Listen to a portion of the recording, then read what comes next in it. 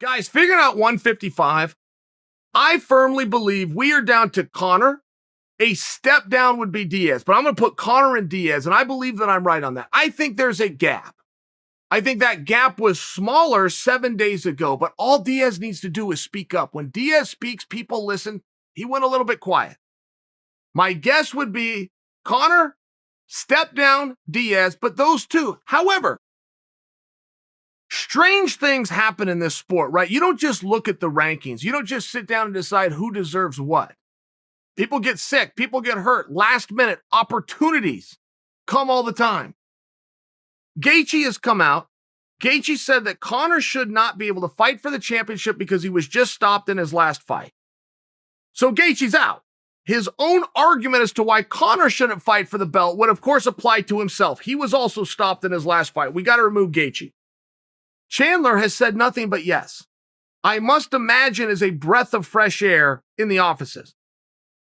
Chandler stepped in to be a backup fighter, went through everything, got very little for it, stepped back in, went into a co-main event and won. And by the way, has a good attitude, right? That's the secret that the textbook won't teach you. That's the secret the professor standing in front of class can never get people to understand. It doesn't hurt to be liked.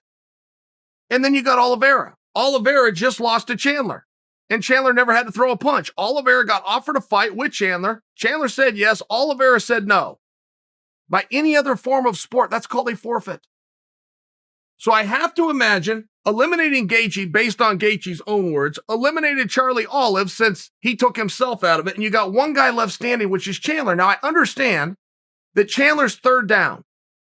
Conor, Nate Diaz, Chandler. I understand that.